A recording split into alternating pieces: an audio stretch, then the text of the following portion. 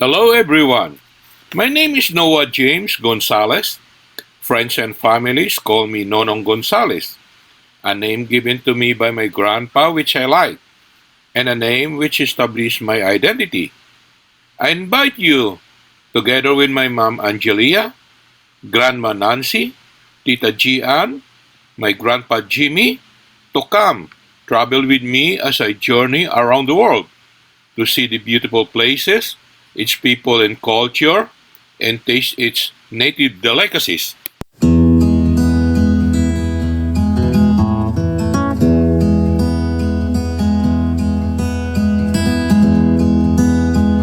This is the old hatchery built by the Tlingit 2,000 years ago for the salmon, and that is the modern one the government had built for the salmon hatchery. Oh, and it's raining hard. So anyway, that's the turbine shooting out the water. And there's 3 reservoirs up the hill, and used to be only 1 reservoir. So we have several generators located throughout the island. And anyway, sometimes you'll see a diesel surcharge on your power bill, and that's why, because they had to fire up those generators. These houses in this area are the cheapest ones you can get, about $180,000 to $200,000 range. Go up on the water, guys, $350,000 to about $1.8 million. And I'll show you the house that sold on the market for 2 weeks. It was on the market last year, sold for $1.8 million. It's a little bit down past the Herring Cove. We'll be there in just a moment. Right here to your right, we're going to be seeing the entrance to the Totem Heritage Center. That's where all the totem poles were actually brought from several islands around the Revilla de Gato Island, and brought and placed on display and preserved for future generations. $6 to check it out. If you guys want to check it out, right here is actually the old Episcopal church where the native had the preacher and all the native went. And now it's the morgue where everybody's dying to go. Oh yeah, Ketchikan. Alright guys, got some stair streets coming up. East 3rd Street. Got to block off halfway up the hill because the bears come down. So anyway, only way up to the top of this hill is by the stairs, right here, East 3rd Street. And Mahoney Street, and then you got East 2nd Street right here to the top of that place. Anyway, the city maintains the stairs, and otherwise, just think about if your stairs broke down and you couldn't get home. Or if you have to go shopping and you don't have a car, you gotta carry all your groceries up the hill. Grandma lived on East 3rd Street, and you lived on Mahoney Street. So anyway, figure it out. Right here to your right is KIC, Ketchikan Indian Community. That whole street back there, I was telling you guys earlier, have the veterans housing and all the affordable housing for the members of the Ketchikan Indian Community. The Tlingit, the Tsimshian, and the Haida, the 3 tribes that actually come here, and they actually all live in Saxman, 1 square mile. It's not a reservation, it's a city. And they'll come here and learn their native indigenous language, and also a new trade. Across the street, guys, is the University of Southeast Alaska, and you can attend college. Right here to your left is tattooed as IGA. Barron Grocery Store in Ketchikan. We'll tell you about it on the way back. And right here to your right, Trident Seafoods, guys, coming up here. And we got the dorm houses with the bunks for all the families to come up here and they live. They pay about $300 a bunk. So anyway, 6 bunks per dorm, and there's looks like 10 dorms right here in front of us, and then they have several other buildings in the back. Right in the center is the cafeteria. These trailers are freezers being filled and put on the barges on the world market. This is Trident Seafoods, so look for them in your local supermarket. And anyway, only way to get those salmon out on the market is by barge, because there's no roads to this island from any other island.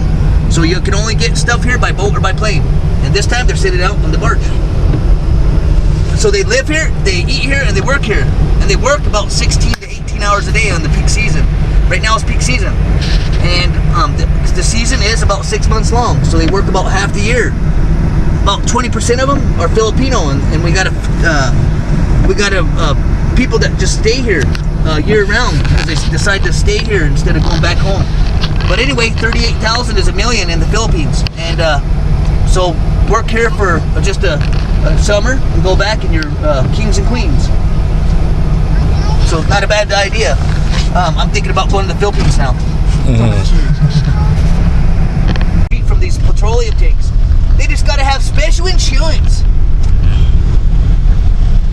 That's all, guys. Right here, some petroleum tanks right across from the quarry. And right up here, guys, we got another Alaska General Seafoods, another processing plant coming up. Same concept as there, guys. And they've got the freezers that go on the world market. They got the dorms where the workers work. They got the cafeterias right here to your right. If you look right in the 980 right here to your right in the windows, you'll see the cafeteria. Oh, they got the windows closed now, guys. Anyway, petroleum tanks, Petro Marine Services delivers the fuel on the island. We store all our fuel right here and right over there. And we got diesel fuel, we got all the unleaded fuel, we got jet fuel that goes to the international airport. Up the hill, guys, another place where people are dying to get, Bayview Cemetery. And anyway, this petroleum tank needs a little bit of attention. They painted all the other ones, but they didn't get that one. And this rock right here, this is got the form right on there, and got the tank sitting right on the rock, because we're on solid rock. And if you look to your left, you can get the perspective.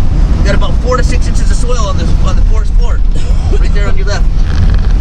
And if we look to our right, we can see we got the U.S. Coast Guard base, and their main purpose is rescue swimming.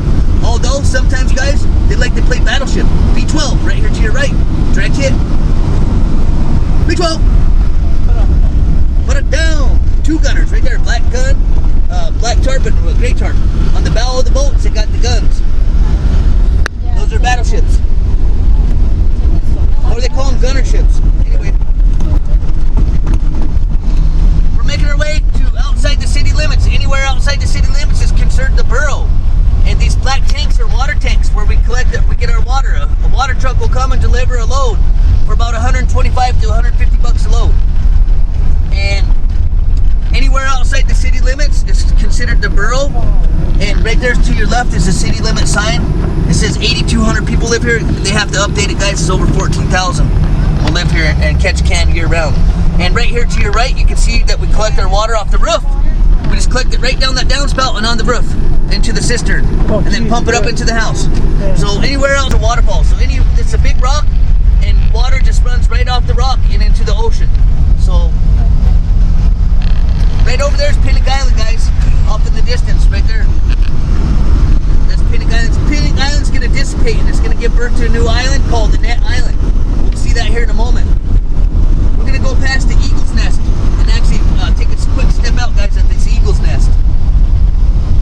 Hopefully there's eagles on the nest, but if there's not an eagle on the nest, guys, we'll move along and make our way to another area where I've been seeing eagles today. Years on average, but they've been documented to live up to 38 years, so they can live double the lifespan. Mating ritual where they'll lock their talons and they'll tumble through the air. Sometimes they don't unlock and they'll hit a structure of the ground, which is a sad ending for them. And right here to your right, let's look at these pilings. Maybe sometimes. Oh, yeah. It doesn't look like there's. Yeah, I can see it. Anybody want to get out and take a picture? Okay. We have already a lot in Hinge. I thought I might have saw an eagle peek his head right there. Oh. But he was kind of hard to see. Let me know. Don't hold it in. One guy saw out shooting. He's like, "Hey guys, did you see the water shooting out of the water?" I was like, "No, that was." He goes, "Well, I saw the humpback." I was like, "Well, why'd you tell us all?" And he was.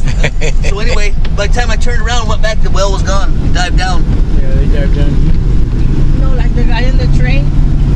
They told us if you see a moose or an eagle. You guys see this Alaska coach? Mm-hmm. Well, imagine this: that the Alaska coach, his butt stuck in the ditch right there where the black top is broken. And look right there, look. It's actually broken, and the whole axle was right there, and we only had this much room to drive past it. And I got about 2,000, but it might have been an outshoot because it kind of went higher than that wake. Something above us. The outshoot's of a Oh, there's an eagle right there. He jumps out. He's a car running. We're way up there in the clouds. We kind of went behind that. There he is right there, behind that telephone pole. We're going to go chase him down right now. Okay.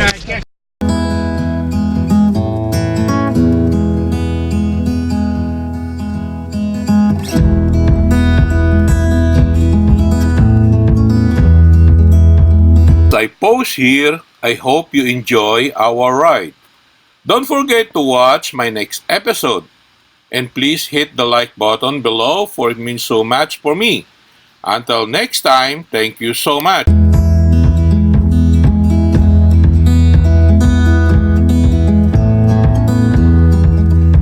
Special thanks to Iman Mosri, Samera Alvarez, Albert Alvarez, and Marisol Soid